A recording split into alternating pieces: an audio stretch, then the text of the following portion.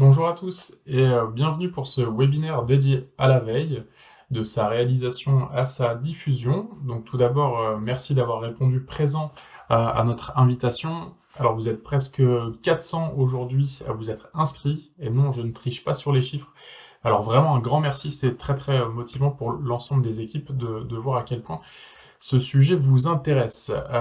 Avant de débuter, n'oubliez surtout pas, pour suivre notre actualité et nos événements, globalement comme ce webinaire aujourd'hui, n'hésitez pas à nous suivre sur nos réseaux sociaux, donc que ce soit notamment sur notre page LinkedIn ou via la newsletter à laquelle vous pouvez vous inscrire sur notre site alpheosoft.com.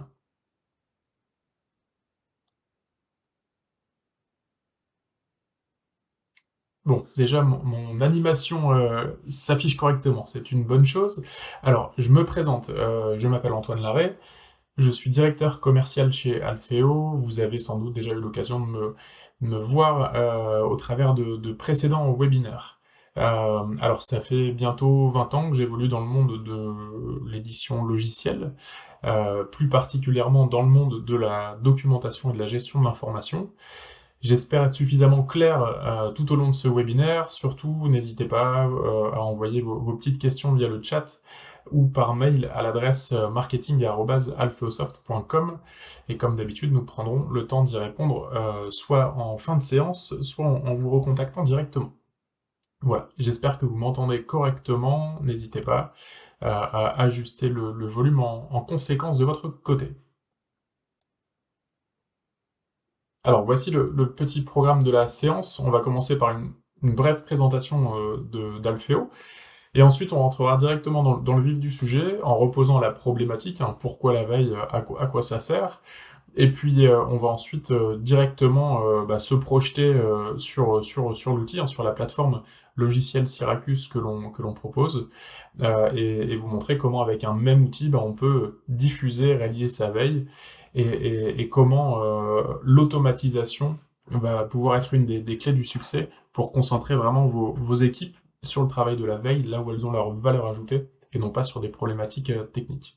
Voilà, et enfin, on terminera sur souvent le parent pauvre, mais pourtant un des plus importants, qui est le fait de comment suivre efficacement, comment sont consommés vos produits de veille, pour faire preuve d'agilité, et puis justement vous permettre de vous adapter, de réagir, et d'adapter votre veille en fonction des usages et des attentes de vos utilisateurs finaux. Alors, rapidement, donc Archimède est un éditeur de logiciels de gestion de documentaire et de gestion des connaissances depuis plus de 25 ans, et Alpheo est une division de la société Archimède. Donc on partage les mêmes locaux, on travaille tous ensemble au quotidien, mais voilà, il y a plusieurs années, on avait, au-delà de notre marché historique, on va dire, culturel, réussi à convaincre de nombreux clients de retenir la solution Syracuse. Donc pour renforcer ce positionnement, on a donné une identité des moyens propres, et au travers justement de la division Alpheo. Donc équipe de vente, chef de projet, formateur, support, bref, tous nos interlocuteurs sont maintenant spécialisés sur vos métiers, afin vraiment d'être en mesure de vous proposer le meilleur accompagnement, la meilleure expertise possible. Au niveau de nos équipes, on est donc une soixantaine de collaborateurs. Euh, on est un tiers en recherche et développement, donc comprenez par là qu'un tiers de nos effectifs est dédié à l'évolution du produit, c'est vraiment une de nos forces, hein. Donc une vingtaine de personnes qui vont intervenir en développement, sur la documentation du produit, sur ses tests, pour être en mesure, 3 fois dans l'année, de proposer à nos clients des mises à jour évolutives qui vont permettre d'améliorer vos pratiques et de faire évoluer vos services. Voilà. Aujourd'hui, plus de 400 clients utilisent au quotidien Syracuse.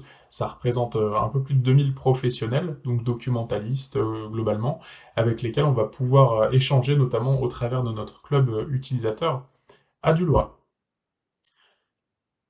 Là encore deux mots, donc Syracuse aujourd'hui est utilisé par des clients variés dans l'enseignement supérieur, avec des problématiques fortes par exemple de gestion de bases de données, de gestion de ressources numériques. Dans le secteur public, auprès de nombreux ministères d'ailleurs qui nous ont fait confiance, mais également au travers de nombreuses régions, départements par exemple, au sein duquel Syracuse est implanté. Et puis on va également être présent dans le monde de l'entreprise ou d'organisations privées. C'est aussi ce qui est passionnant en tant qu'éditeur. Vous le voyez là globalement, je vous ai pas cité les références, je vous laisserai les lire ou les reconsulter. Mais c'est ce qui est passionnant, c'est que globalement, on est en mesure avec une même plateforme d'adresser des publics variés. On va de l'étudiant en passant par le chercheur, en passant par des salariés d'entreprise ou des internautes sur le web tout simplement, qu'ils soient francophones, anglophones, bref, c'est un défi de la plateforme, c'est vraiment d'être simple dans l'utilisation pour être utilisable tout simplement par tout le monde. Voilà. Alors, le webinaire du jour a comme sujet la veille. Donc la première des choses, hein, avant de parler des outils, c'est de bien reposer le sujet. Donc qu'est-ce que la veille et pourquoi on fait de la veille? Alors d'un point de vue très macro, la veille consiste à surveiller de manière régulière des tendances, des changements dans un domaine spécifique. Donc on collecte et on analyse de manière systématique de l'information pertinente pour derrière la diffuser à une organisation. Il peut s'agir de veille technologique, de veille réglementaire, de veille concurrentielle. Bref, il existe toutes sortes de veilles. En synthèse, on fait donc de la veille pour rester informé et surtout pour prendre des décisions éclairées en ayant une bonne connaissance de l'environnement dans lequel on évolue. C'est aussi pour permettre d'anticiper d'éventuelles opportunités ou, à l'inverse, d'éventuelles menaces, que ce soit de la concurrence, des technologies, de nouvelles lois, par exemple, voilà. Et la conséquence directe de tout cela, bah, c'est d'améliorer la compétitivité, l'innovation, puis aussi la pérennité de l'organisation de l'entreprise. Donc lorsqu'on fait de la veille, on analyse l'information en provenance de différentes sources, hein, je l'ai évoqué tout à l'heure. Ça peut être le web tout simplement, donc des sites d'actualité en ligne, des bases de données, des médias en ligne. Ça peut être également des données en provenance du monde de la recherche, suivre des publications peut-être académiques sur certains sujets par exemple. Et puis les médias plus largement, la presse papier, la presse en ligne, les radios, la télévision. Alors pourquoi est-ce qu'on met en place une organisation autour de la veille?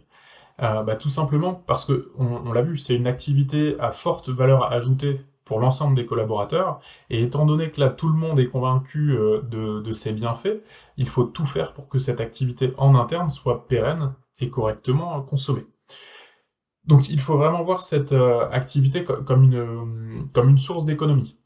Globalement, si chaque personne au sein d'une entreprise fait sa propre veille, donc globalement tout le monde produit le même effort pour le même résultat, ce qui représente une perte de temps considérable.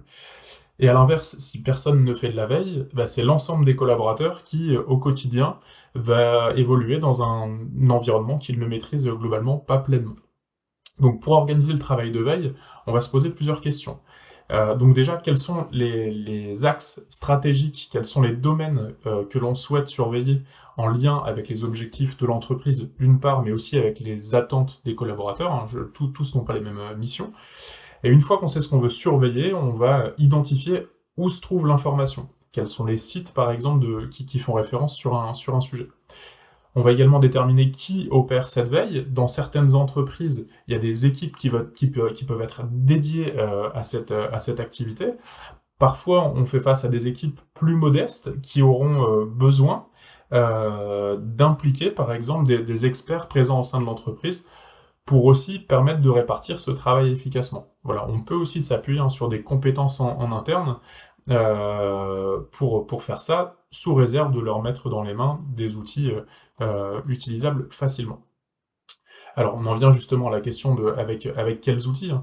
Déjà, on va éviter les solutions où on va empiler plusieurs logiciels pour délivrer le service, et surtout, assurez-vous de prendre un outil qui permettra d'adresser l'ensemble des collaborateurs. Globalement, ce travail de veille, dès qu'il y a un nouvel arrivant, il faut automatiquement qu'il reçoive justement de l'information au même titre que les autres personnes qui étaient en place quand vous avez mis en place l'outil. Voilà, si on compte sur le fait qu'un collaborateur aille s'inscrire sur un site tiers, on perd déjà deux personnes sur trois. Donc vraiment, ce qui est important, c'est d'ancrer cette plateforme, cet outil, vraiment dans l'écosystème applicatif de l'entreprise. Voilà, prenez un outil qui vous permettra aussi de perdre le moins de temps possible dans la sélection de l'information, et puis ensuite, assurez-vous, comme je vous le disais tout à l'heure, que vous serez en mesure de suivre, hein, tout simplement, comment vos utilisateurs consomment l'information. Dernier élément important, dans des organisations équipées voilà, d'un centre de documentation dédié, par exemple, il faut aussi voir la veille comme une formidable opportunité, hein, globalement, de gagner en visibilité en interne sur les autres services que l'on peut potentiellement proposer. Voilà, la veille, c'est quand même un produit qui va nous permettre aussi d'aller capter des utilisateurs régulièrement en vue de les ramener. C'est pour ça que tout à l'heure, quand je vous disais quand un nouveau collaborateur arrive, c'est important qu'il soit alerté. Il faut vraiment voilà, aller présenter tout de suite la plateforme de veille, l'intégrer dans le processus d'onboarding. Voilà, il faut vraiment que ça devienne, la veille devienne un véritable sujet, une culture d'entreprise.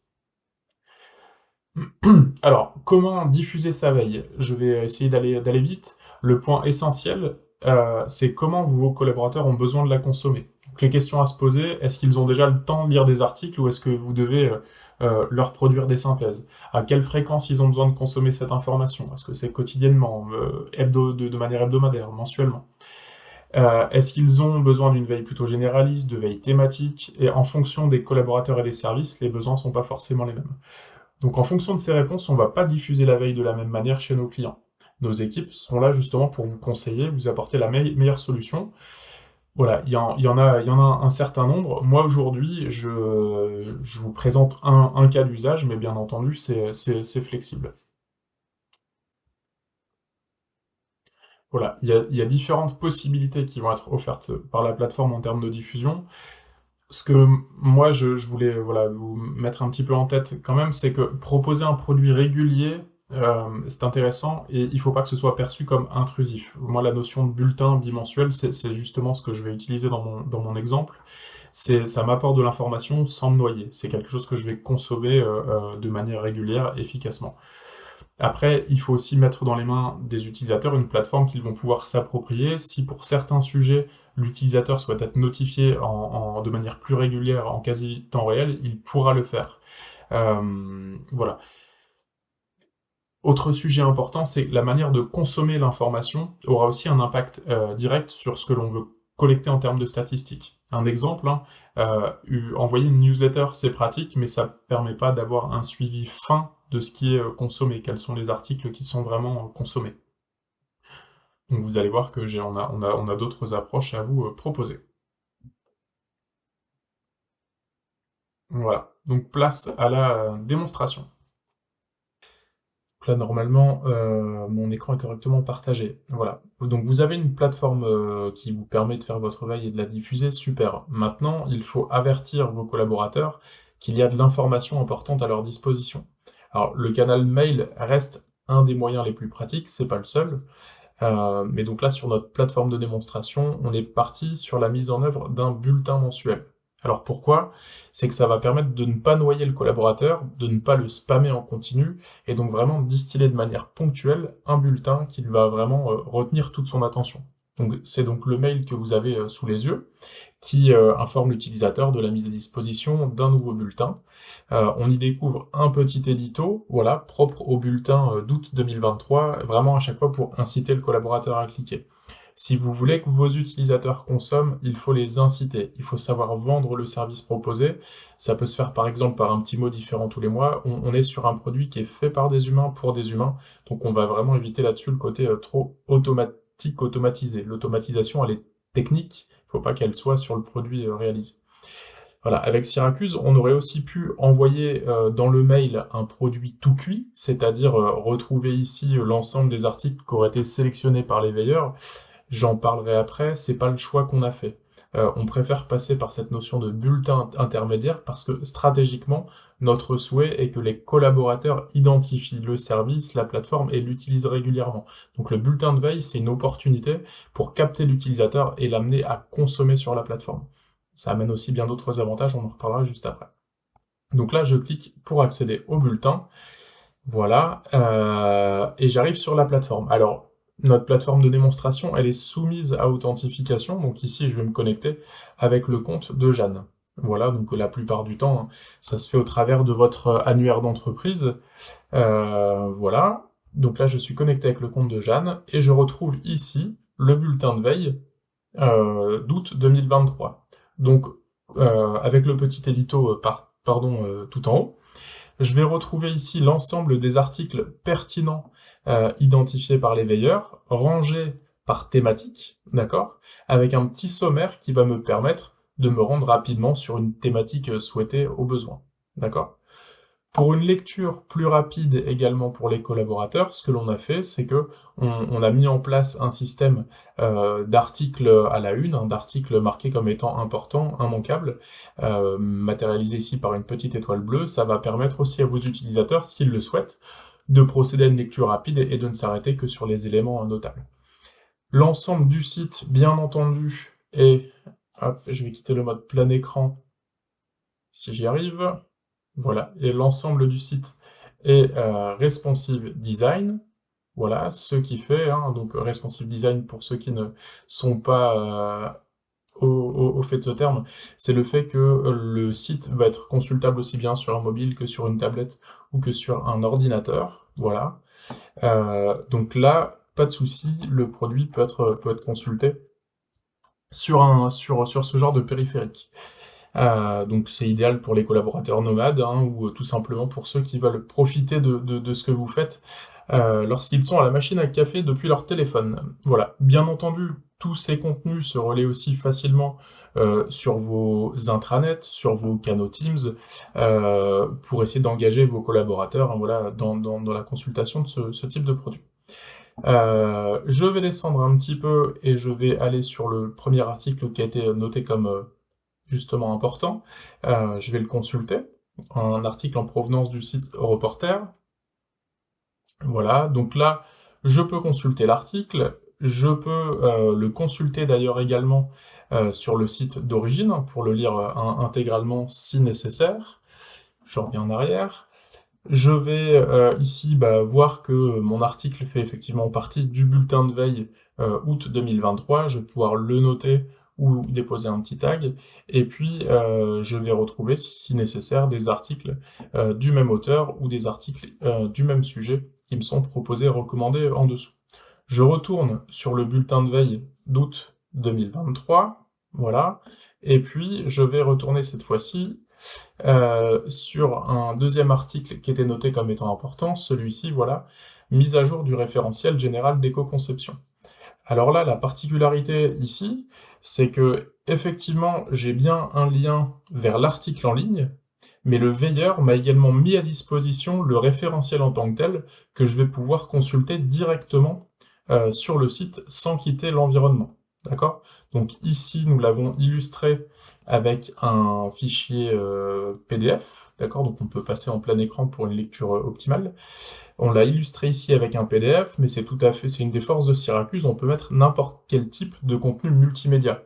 Donc qu'il s'agisse d'une vidéo YouTube, d'une vidéo Vimeo, ou pourquoi pas d'un fichier Word, vos veilleurs auront la possibilité comme ça d'ajouter du multimédia sans aucun problème. Hop, je vais revenir en arrière pour me rendre cette fois-ci sur le troisième article qui est celui-ci, que je ne dise pas de bêtises, non, celui-ci, alerte au surtourisme, pour illustrer un dernier exemple. Donc celui-ci, pareil, un article, alors là, je vois que je n'ai pas de lien pour le consulter en ligne. Pourquoi? Parce qu'il s'agit d'un article de veille qui a été prélevé, si je puis dire, du numéro 3067 de l'Obs, et il se trouve que l'Obs est disponible au niveau du centre de documentation, et je vais pouvoir aller emprunter la revue. Voilà, donc là, ici plutôt, il s'agit ici plutôt d'une pratique qui est en lien avec l'activité dite de dépouillement, hein, dépouillement d'articles que peuvent faire les documentalistes lors de la réception et du bulletinage de leur périodique. Donc on peut tout à fait glisser dans un bulletin de veille donc des articles qui sont issus du web, mais également des articles qui sont issus des revues que vous réceptionnez. Alors, je vais me rendre dans le menu tout en haut, et je vais aller dans Actualité, Bulletin de veille. Alors, l'organisation des menus, en tout ça, tous les parcours utilisateurs, vous êtes entièrement autonome dessus, c'est vous qui décidez des menus, de leur contenu et des pages qui se cachent derrière. Là, nous, c'est un choix purement éditorial. On a ici dans Actualité la partie bulletin de veille. Donc si je me rends dessus, voilà, ici, donc, je me rends dessus, pardon, et je retrouve le dernier bulletin de veille. Je retrouve les anciens bulletins, donc avec à chaque fois un lien d'accès direct vers le bulletin en question. J'ai un bouton ici qui va me permettre de m'abonner en un clic. Alors, tout à l'heure, je vous ai montré le mail reçu, mais parce que c'était avec mon compte à moi. Là, il se trouve que Jeanne n'est pas abonnée. Eh bien, en un clic, elle va pouvoir s'abonner, voilà, à ce produit. Petite fonctionnalité intéressante également, on voit que là, Jeanne peut retrouver la liste des sources surveillées. Donc je vais cliquer dessus, voilà, et ici, je retrouve donc toutes les sources. Alors, on n'en surveille pas beaucoup hein, sur la plateforme de démonstration que je vous présente, mais on retrouve ici les sources surveillées. Et il se trouve que si Jeanne est experte dans un domaine en particulier et qu'elle souhaite justement proposer aux veilleurs un nouveau flux, elle va tout à fait pouvoir le faire. Dire voilà, moi par exemple, le site suivant est à suivre. C'est un site en lien avec le domaine de l'environnement. Et puis voilà, c'est un site d'actualité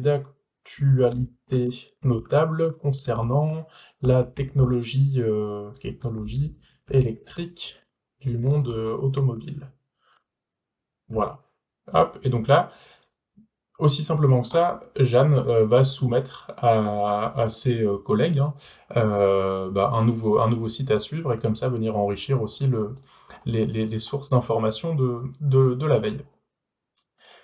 Autre élément intéressant, si je vais dans cette partie actualité, donc là je suis passé par les bulletins de veille, mais je vois également qu'il y a une petite entrée qui s'appelle la veille en temps réel, donc pas le temps d'attendre notre bulletin, surveiller l'essentiel de l'actualité en direct, voilà, et donc cette page-là va être également très intéressante pour les collaborateurs. On a vu tout à l'heure qu'on avait fait le choix de communiquer au travers d'un bulletin alors mensuel pour ne pas spammer les collaborateurs. Mais on est d'accord que ce bulletin, vous le concevez, enfin du moins vous l'alimentez quotidiennement au fil de votre veille.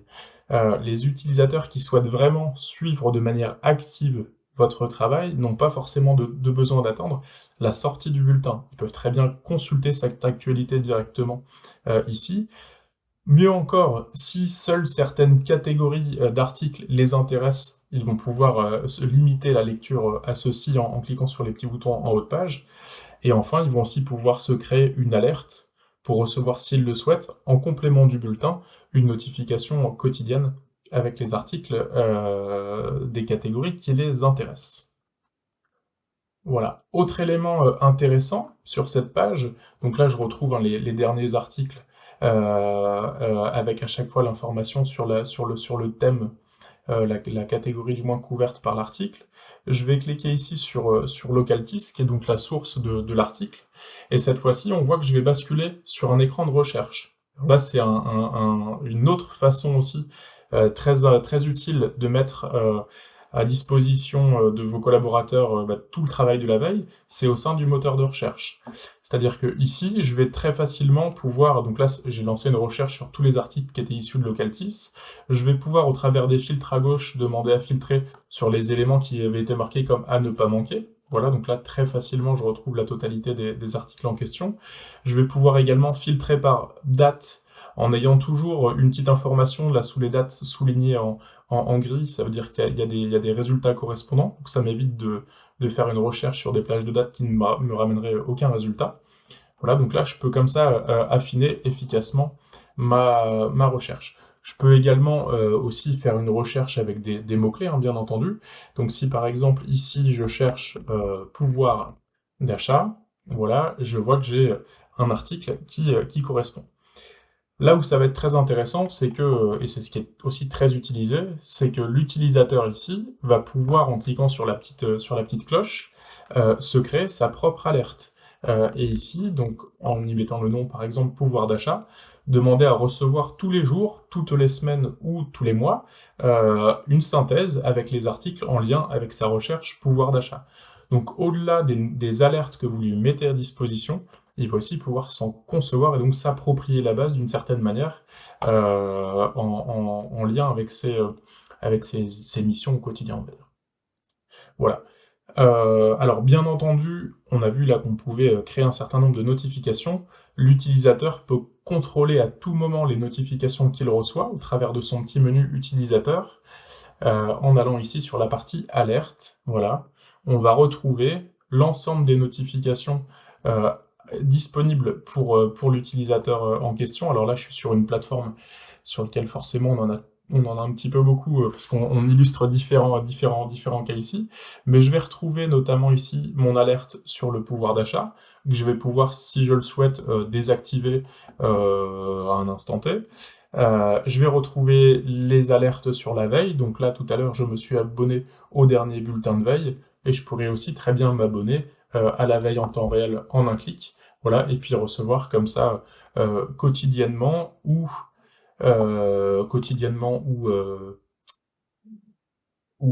chaque semaine ou chaque mois, pardon, les articles, en lien avec la veille. Voilà. Alors, nous avons vu comment, consommer, la veille. Maintenant, on va voir comment la concevoir justement. Comment, vos équipes vont s'organiser pour faire ce travail au quotidien.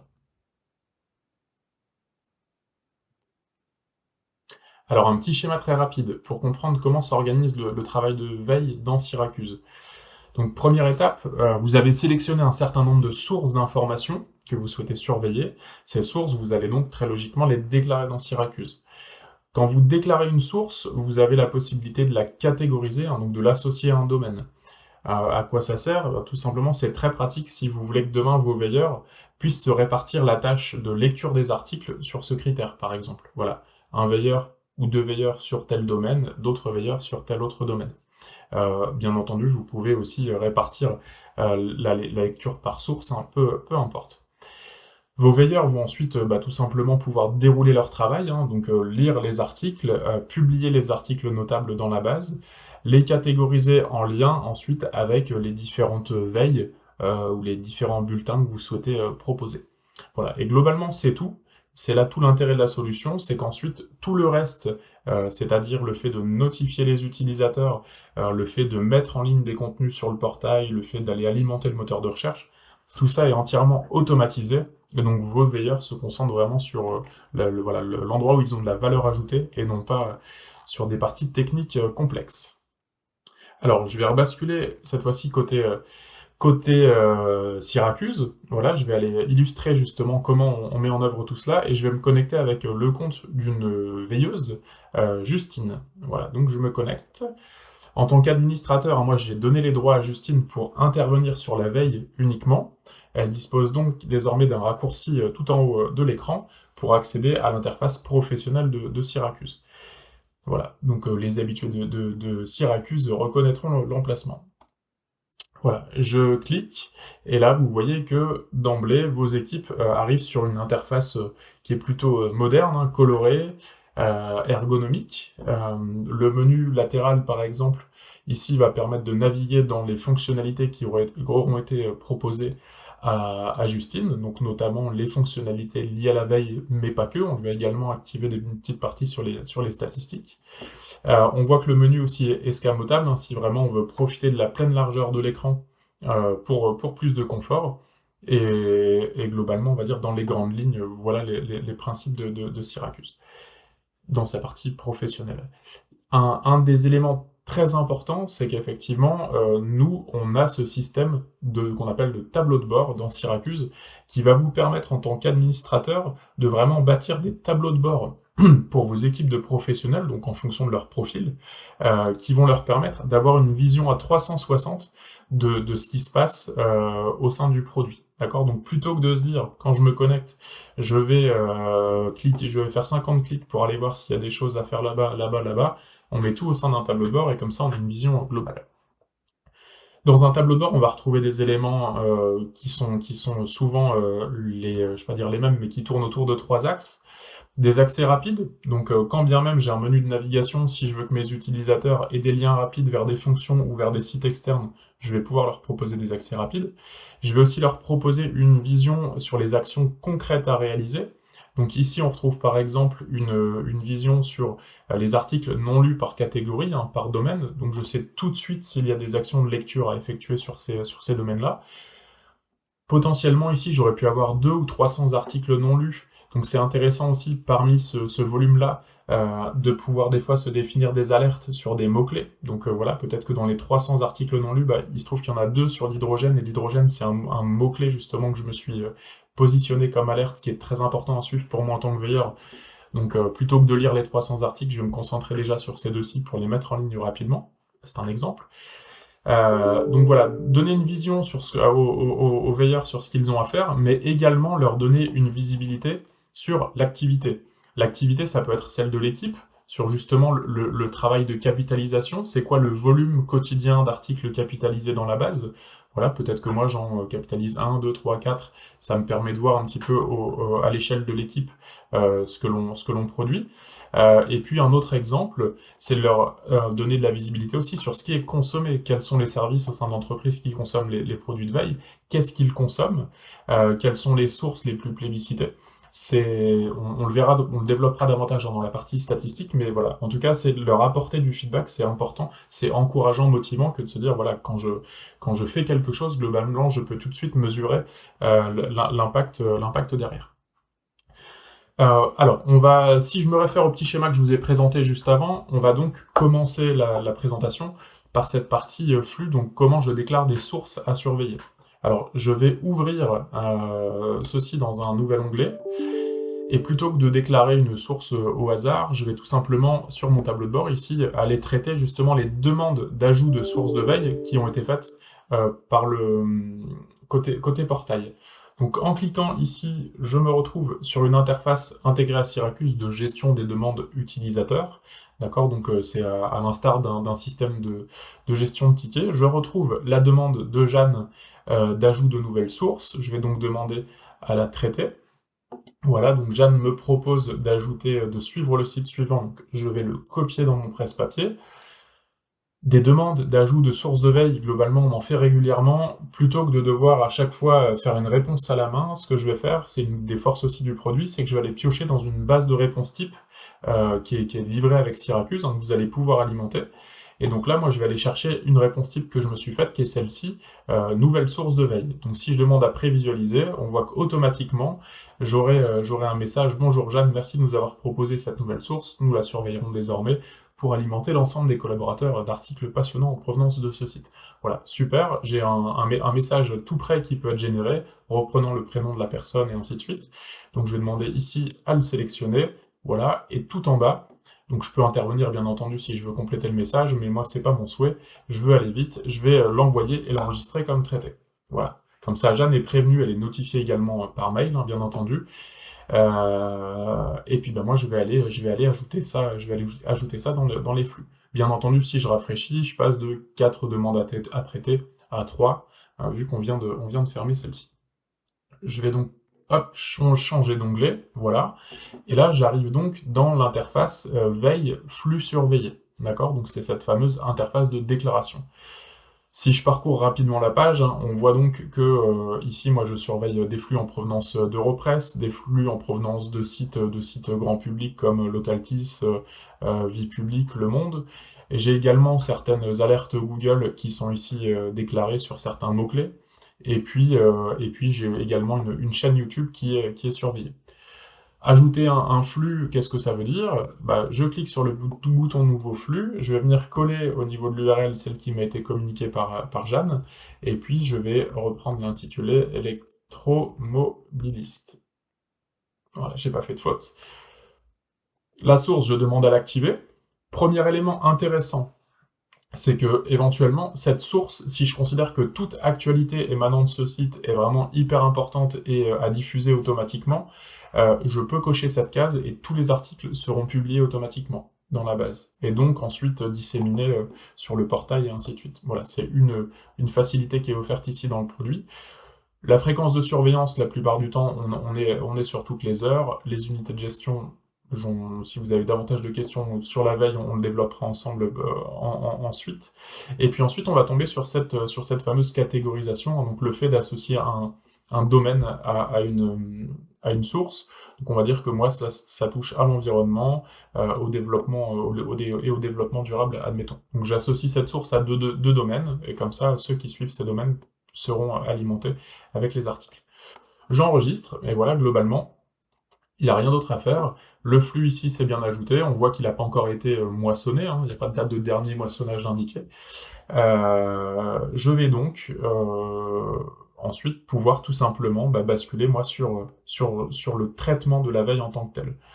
Alors, le traitement de la veille, là encore, il y a deux manières de l'atteindre.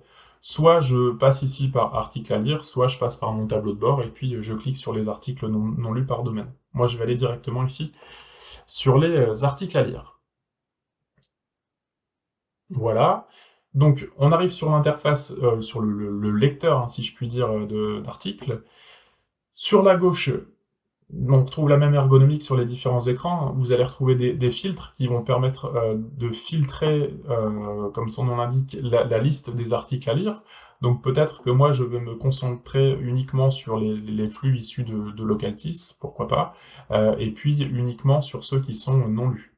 Alors, je ne l'ai pas précisé au niveau de l'interface, effectivement, ce qui apparaît en gras, c'est un article non lu, si ce n'est plus en gras, c'est que ça a été lu, et si vous voyez la petite pastille verte allumée, c'est que l'article a été publié dans la base, d'accord?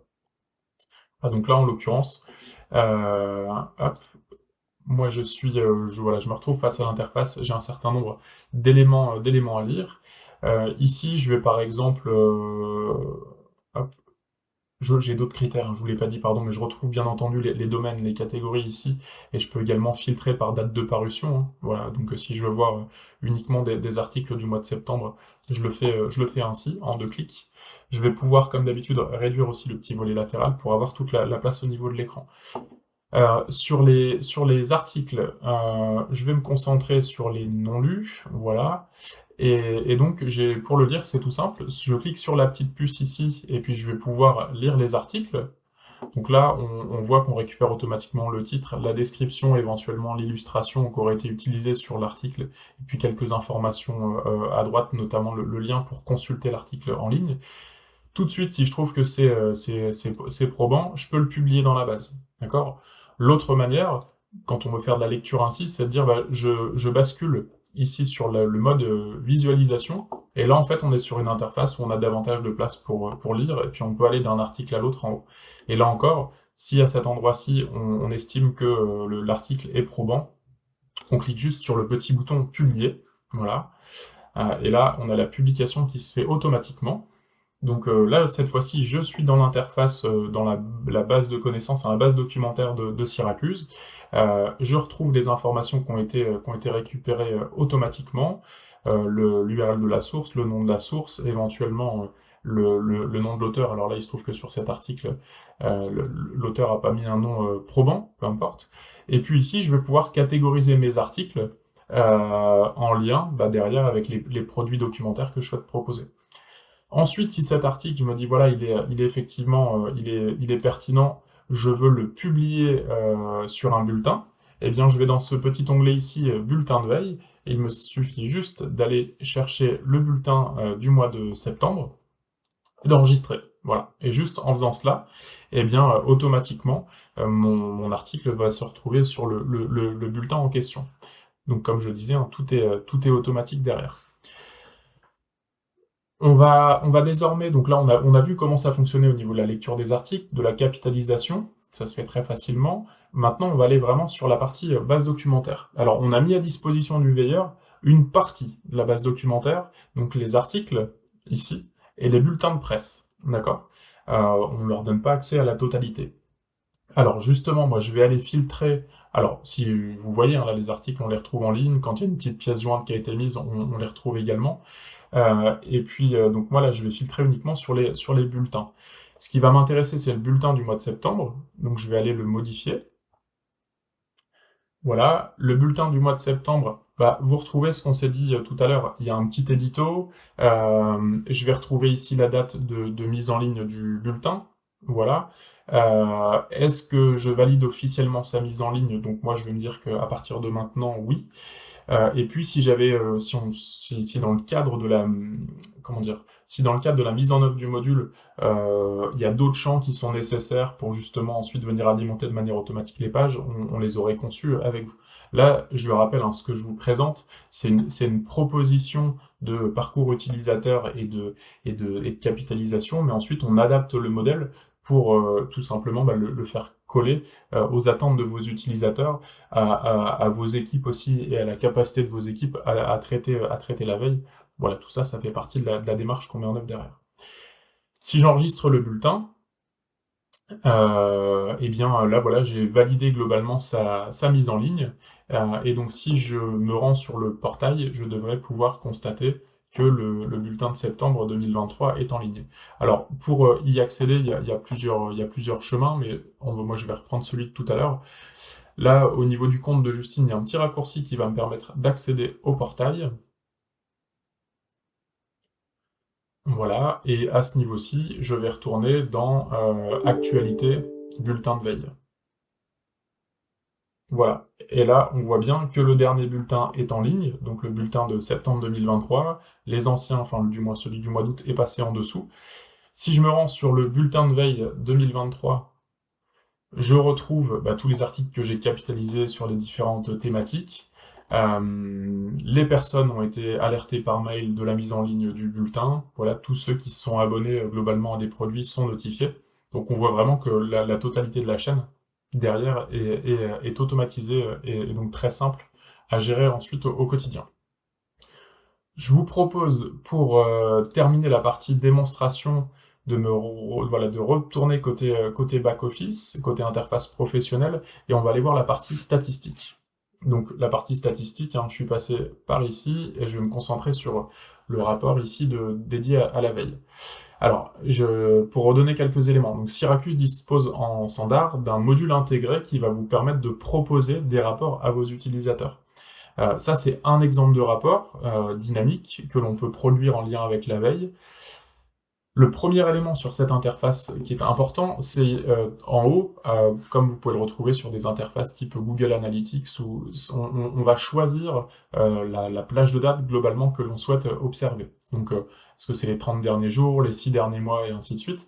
Et donc cette plage-là, à quelle plage ensuite on va vouloir la comparer pour voir, voilà, on peut se comparer d'un mois à l'autre, ou d'une année à l'autre, par exemple. Là, au niveau de la veille, on dispose de différentes informations. On va disposer d'informations relatives aux articles, donc la source, la thématique, la date de parution, voilà, c'est peut-être 3 critères importants. Et puis sur les utilisateurs, on va savoir est-ce qu'ils sont par exemple sur le réseau intranet ou internet, à quel service appartiennent-ils. C'est justement tout l'intérêt d'être connecté directement à votre annuaire d'entreprise, c'est que ça va nous permettre justement d'avoir des statistiques fines derrière. Alors on n'est pas là pour savoir si c'est un homme, une femme, quel âge il a, son nom, son prénom, on descend pas à ce niveau-là, c'est des statistiques. Le but c'est surtout de produire des indicateurs qui vont derrière nous permettre de prendre des décisions. C'est tout l'enjeu de ces rapports. Donc quelques exemples ici mis en œuvre. Donc la fréquence par exemple des articles à traiter, ça me donne une info sur est-ce que mon équipe elle est peut-être correctement staffée pour traiter le volume de nouveaux articles, ou bien si je vois que tous les articles globalement arrivent le lundi et le mardi, peut-être que je vais leur demander de concentrer leurs efforts sur ces plages-là, puis on agira différemment le reste de la semaine. Donc c'est toujours intéressant d'avoir cette vision graphique. J'ai une visibilité sur les articles capitalisés par jour, là aussi, donc d'un point de vue suivi des équipes, du rythme, ça peut être intéressant. Là, maintenant, on va être plus orienté utilisateur, c'est le nombre de consultations par thématique. Voilà, donc globalement, voir quels sont les domaines qui plaisent, donc les veilles qui plaisent, et à l'inverse, quelles sont celles qui sont très peu consultées. Là-dessus, ça va me permettre de me remettre en question. Est-ce que c'est parce que, globalement, on publie pas assez d'articles sur ces thématiques? Est-ce que c'est parce que nos sources ne sont pas bonnes ou n'ont pas assez d'informations croustillantes, entre guillemets, pour être consommées? Est-ce qu'il faut que je ressonde mes utilisateurs sur ce qu'ils attendent? Voilà, c'est tout le principe de ce type d'outil. Ensuite, on va également avoir, par exemple, cette visibilité sur le nombre de consultations par source. Globalement, tous les critères que j'ai exprimés tout à l'heure, on va pouvoir les représenter graphiquement et puis jouer avec. Là, celui-ci, je l'aime bien de graphique, c'est le top des services consommateurs. Donc on voit que par exemple le service R&D et le service marketing sont les plus gros consommateurs de la veille, le service finance pas du tout. Alors là, soit c'est parce que pareil, ce qu'on produit est pas adapté, soit ils ont d'autres attentes, il faut peut-être que j'aille les questionner. Et puis ce qu'on n'a pas vu sur les graphiques précédents, c'est que globalement, quand on propose comme ça un premier niveau d'information, on va ensuite pouvoir descendre et affiner, à l'instar d'un tableau croisé dynamique dans Excel. Donc là, globalement, moi, si je demande à descendre, je vois qu'au niveau des services, ok, j'ai 30% des articles consultés qui sont faits par le service R&D, et si je descends, j'ai demandé à mettre en avant justement c'est quoi les thèmes ensuite les plus consultés. Donc là, par exemple, 22%, enfin, côté R&D, 22% des consultations concernent la vie publique et société. Et si je descends, voilà, je vais voir que globalement, 43% des articles lus de vie publique et société consommés par la R&D sont issus de Localtis. Voilà, donc là, ça va me permettre vraiment de jouer avec la donnée et puis de sortir derrière les indicateurs qui vont me permettre de prendre des décisions. Voilà, c'est toujours le principe. Un dernier exemple avec les articles de veille les plus consultés, là qui est intéressant sur plusieurs aspects. Alors pareil, j'aurais pu mettre les articles les plus consultés par service, par thématique, et le fait d'avoir cette information-là, peut-être que demain dans d'autres communications, peut-être que sur la page d'accueil du portail, je vais vouloir mettre en avant justement les articles les plus consultés ce mois-ci ou le mois précédent. Peut-être que dans une newsletter que je vais envoyer avec Syracuse, je vais justement vouloir, au milieu de toutes les actualités communiquées, publier les 5 articles qui ont le plus marqué les collaborateurs en interne le mois précédent. Voilà, c'est tous ces outils qui vont vous permettre de faire vivre l'information efficacement. Globalement, on le voit, hein, la veille et les statistiques ont un point en commun, c'est vraiment, on les met en œuvre pour prendre de bonnes décisions. Voilà. C'est un élément important qu'il faut retenir.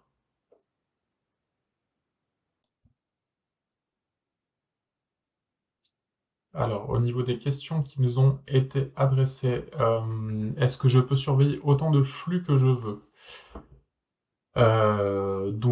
Effectivement, sur la plateforme que j'ai présentée tout à l'heure, il y avait qu'une petite dizaine de flux qui étaient déclarés. Vous pouvez en déclarer plusieurs centaines, hein, il n'y a pas de contrainte particulière. Il n'y a pas de contrainte particulière, tout à fait. Donc certaines personnes de mon équipe utilisent leur propre logiciel de veille et ce n'est pas toujours facile de convaincre les gens de changer. Que proposez-vous? Alors, la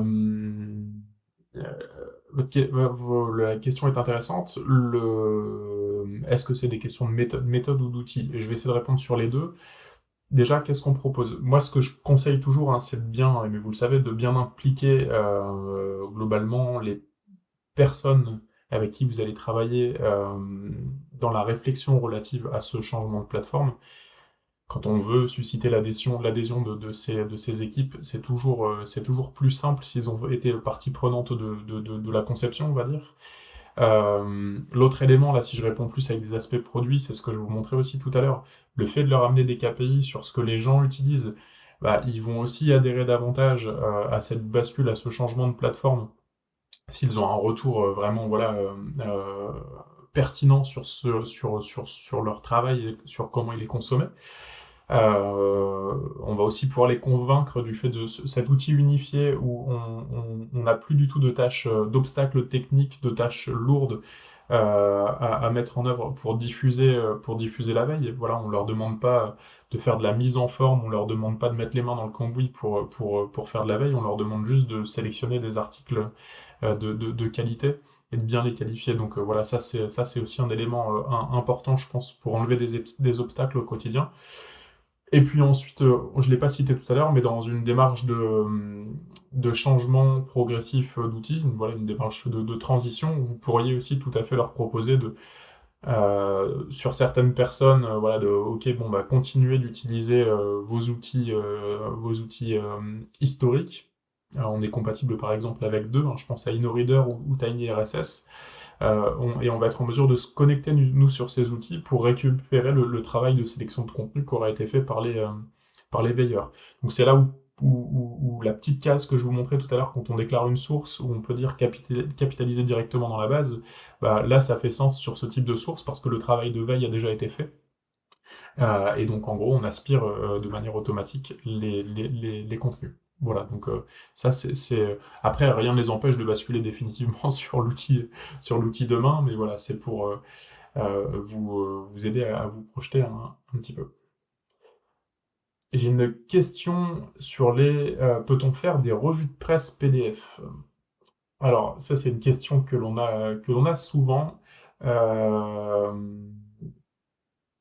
donc déjà, plusieurs choses, hein. Dans la démonstration, moi, je me suis beaucoup concentré sur des articles en ligne, mais bien entendu, l'outil est aussi adapté pour faire, voilà, comme j'expliquais brièvement, hein, pour référencer aussi, pourquoi pas, les articles de la presse papier que vous recevez. On voit qu'on peut aussi gérer la partie numérisation en son sein. Par contre, je déconseille le produit PDF pour plusieurs raisons. Donc voilà, oui, on sait faire des revues de presse PDF, s'il faut en faire à tout prix, on saura le faire, mais on essaie aussi de changer potentiellement vos pratiques historiques pour les remettre en question, voilà, et poser les pratiques de demain. Il n'y a pas de statistiques sur ce que les gens consomment avec une revue de presse PDF. Globalement, on sait juste que les gens ont consulté la revue PDF, mais on ne sait pas les thématiques, les sources d'informations, etc. intéressantes. Le volume de données potentiellement qui transite dans les boîtes mail, bah c'est pareil, c'est plus forcément les pratiques qui sont encouragées en lien avec voilà l'écologie, l'empreinte carbone, tout ça. On évite les grosses pièces jointes dans les mails. Le PDF, d'ailleurs, c'est peut-être un des premiers points que j'aurais dû citer, n'est pas non plus un format qui est adapté à la consommation, à la consultation, pardon, sur mobile. Alors oui, on sait ouvrir un PDF sur un mobile, mais un PDF, c'est pas responsive, c'est-à-dire que ça va pas s'adapter automatiquement à la largeur de l'écran, donc on va se retrouver à lire des articles en tout petit. C'est pas forcément adapté, surtout si voilà l'usage, on constate que les gens dans le train ou dans les transports en commun ou à la machine à café aiment consommer ce type de produit. Voilà, donc c'est pas la solution que je préconise. Rien ne vous empêche d'en faire une si nécessaire en PDF, de l'imprimer si votre PDG veut à tout prix l'avoir sur son bureau, mais de la même manière, je pense qu'il sera très content de pouvoir la consulter en ligne voilà, de manière peut-être plus confortable. Voilà. Je prends une dernière question. Y a-t-il d'autres moyens de faire la promotion de la veille?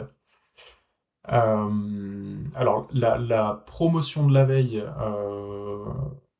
c'est ce que déjà je vais reprendre l'argument que je vous ai donné tout à l'heure, hein. Le meilleur moyen, ça reste d'abonner de manière automatique tout nouveau collaborateur qui rentre dans l'entreprise. Comme ça, au moins, on est sûr qu'il est bien abonné au produit. Et puis ensuite, c'est d'utiliser vos outils internes pour aussi savoir relayer cela. Si vous avez un intranet, communiquez sur la sortie de votre bulletin sur l'intranet. Vous avez, je sais pas, Teams, communiquez dessus pour indiquer que le dernier billet est en ligne et inviter les utilisateurs à aller le consulter. Voilà, tout outil, réseau social d'entreprise, intranet, sur lequel on peut relayer l'information, bah, faut pas hésiter. Et puis avec Syracuse, on a aussi des fonctionnalités, par exemple, d'envoi de lettres d'information. Donc vous envoyez peut-être des bulletins, mais vous envoyez aussi peut-être des lettres d'infos tous les mois, plus en lien avec l'actualité, pas forcément que dédié à la veille. Et ben au sein de cette lettre d'information, de cette newsletter, vous pouvez tout à fait faire la promotion là aussi de vos produits de veille, du dernier bulletin sorti, des articles les plus consultés le mois dernier, de les solliciter sur qu'est-ce qu'ils attendent en termes de nouveaux domaines ou qu'est-ce qui les intéresse, voilà. Essayez toujours de rentrer dans un système vertueux où on interagit avec ces utilisateurs finaux et où ils se disent que voilà, le produit qui leur est conçu est vraiment adapté à leurs attentes. Voilà, je conclurai là-dessus. Donc, écoutez, pour toutes les autres questions, on répondra directement aux intéressés par mail ou on vous recontactera, il n'y a pas de souci. Je voulais vous remercier là encore, hein, voilà, j'espère que vous avez passé une bonne matinée, moi j'ai passé une bonne heure, même si je parle tout seul. J'étais très très heureux de pouvoir animer ce webinaire pour toutes ces personnes. On se tient à votre disposition, hein, toute notre équipe commerciale notamment, si vous voulez des démonstrations personnalisées, si vous avez des questions que vous voulez creuser un petit peu, des cas d'usage que vous voulez creuser, faut pas hésiter à nous solliciter. On se fera un plaisir d'organiser des petits rendez-vous avec vous et puis de pousser ces sujets-là jusqu'au bout. Voilà, donc encore un grand merci pour votre présence et puis bah, n'hésitez pas à nous suivre sur les réseaux, comme je le disais, pour bénéficier de toutes nos actualités. Voilà. Un grand merci à vous et très bonne journée.